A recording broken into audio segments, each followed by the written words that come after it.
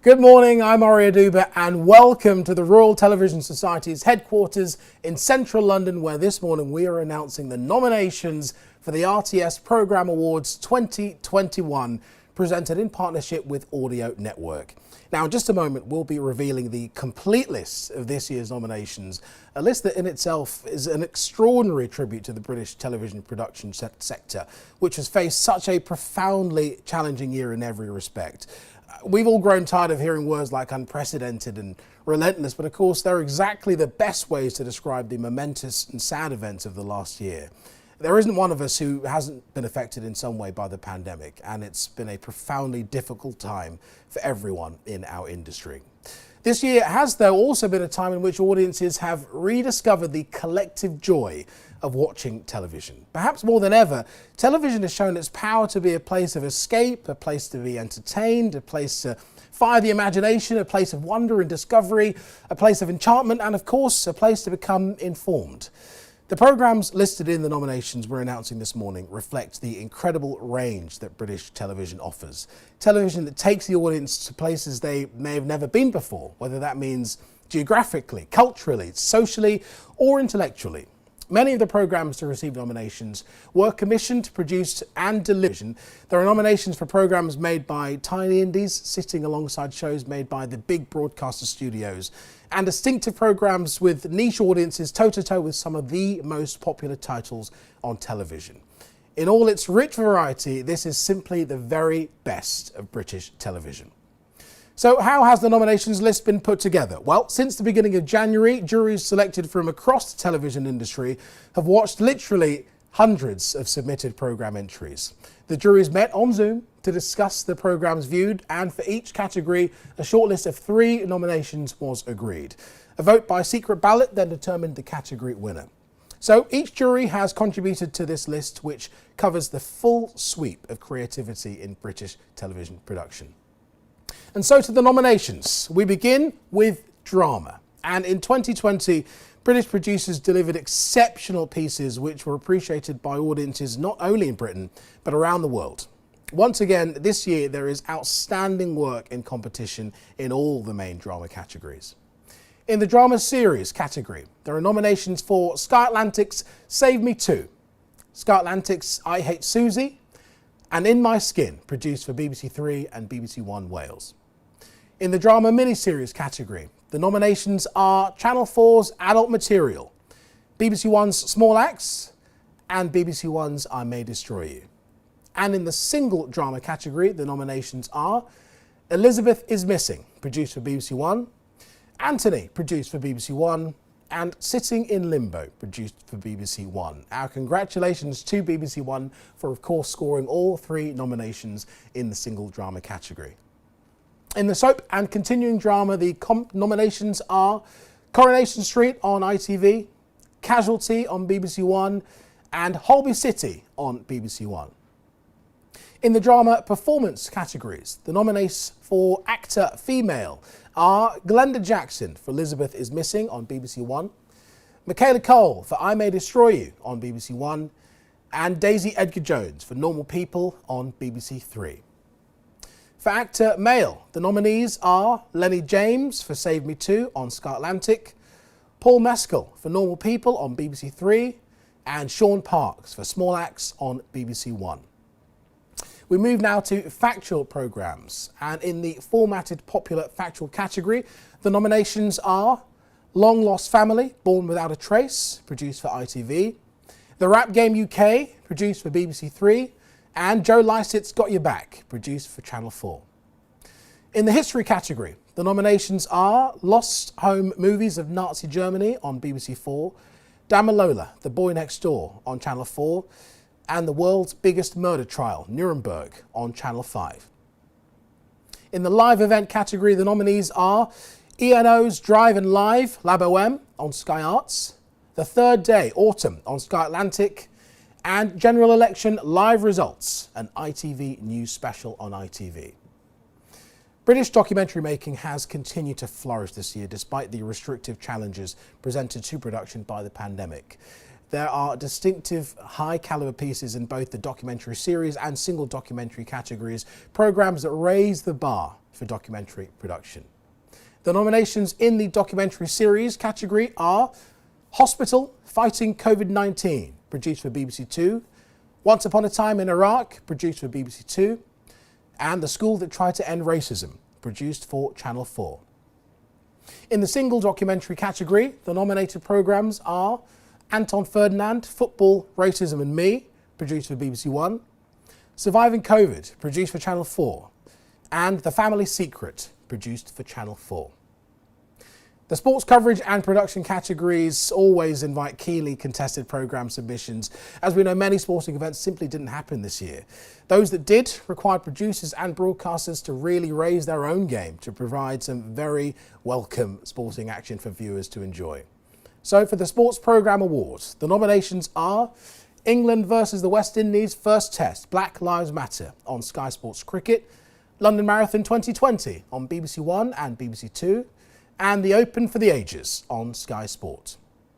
In the category for sports presenter, commentator or pundit, the nominees are Michael Holding for work on England versus the West Indies on Sky Cricket, Brian Habana for the 2019 Rugby World Cup final on ITV, and Gabby Logan for the London Marathon 2020 on BBC One and BBC Two.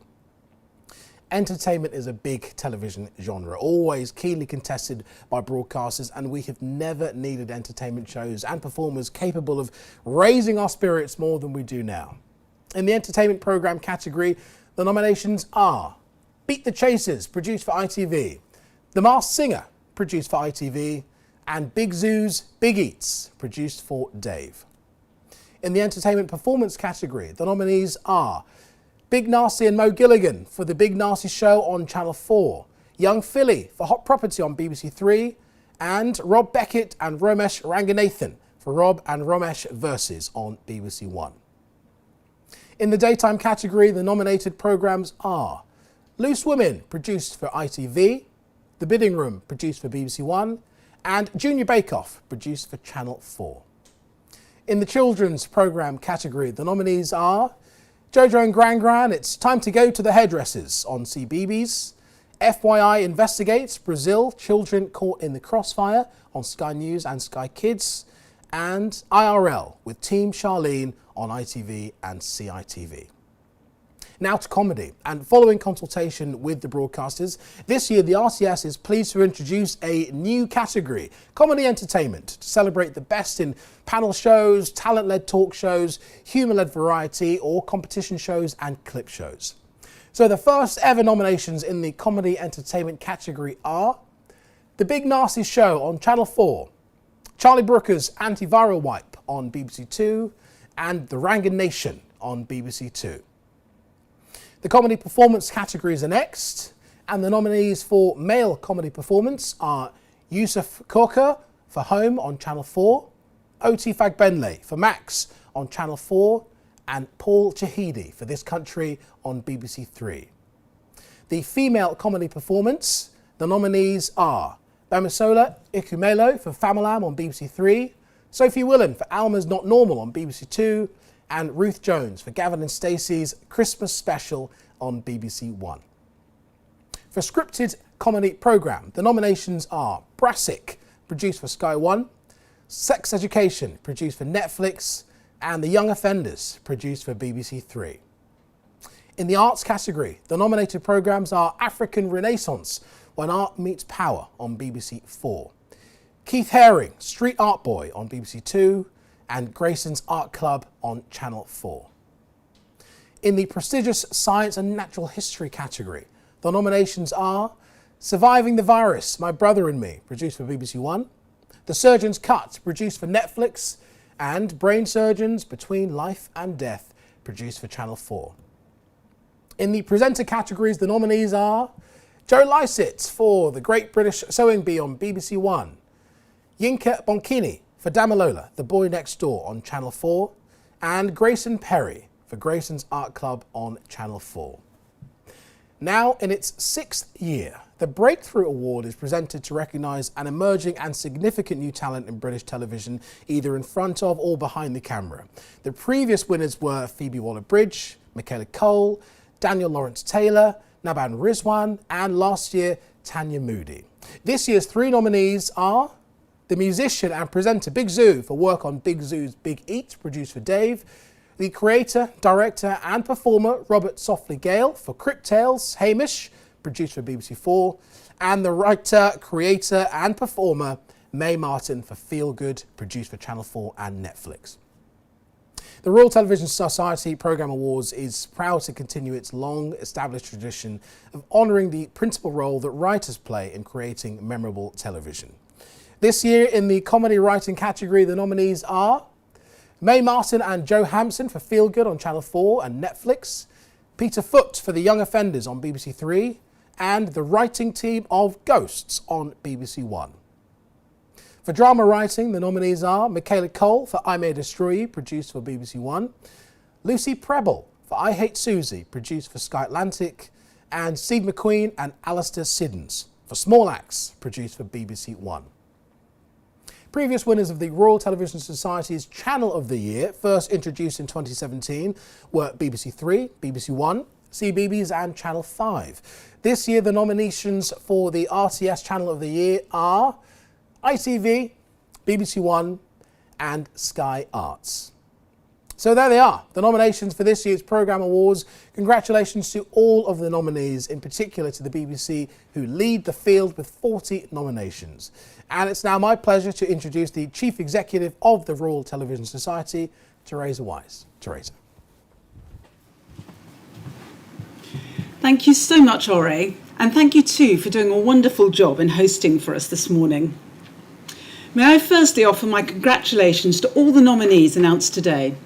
As Ore said, this has been such a difficult year for our industry, but the quality of the nominations is as strong as ever, a real testament to the resourcefulness, resilience and creativity of British television's producers and broadcasters, even in the most challenging of times.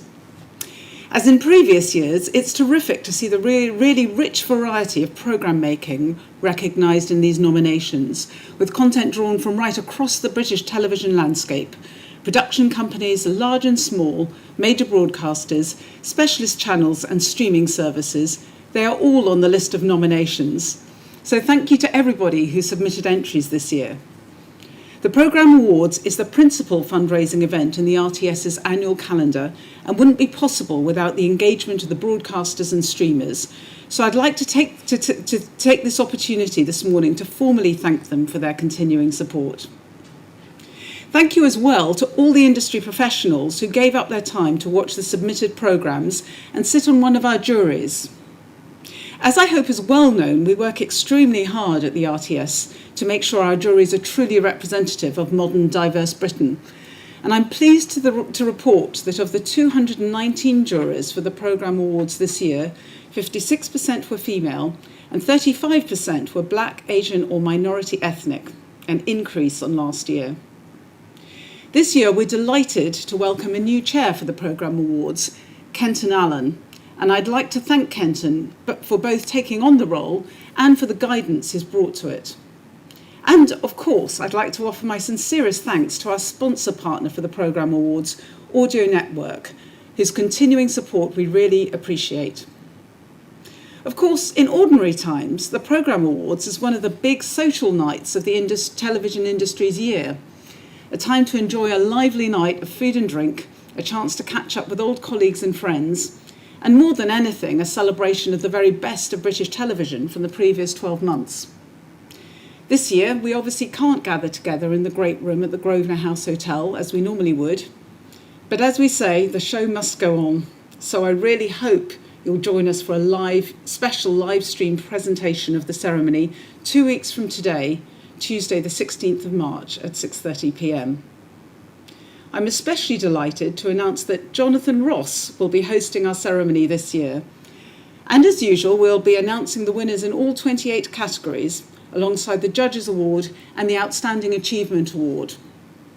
Like this morning, you'll be able to access the event via the RTS website, so I hope that on the evening of the 16th, you'll log on, pour yourself a glass of something nice, and join us at 6:30 for the Programme Awards 2021, presented in partnership with Audio Network. Thank you.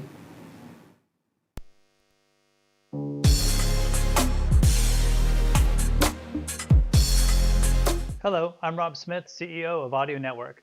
Our music is here to power your storytelling, and we're excited to join you today with our continued support of the RTS. Congratulations and best wishes to all the nominees. Thank you.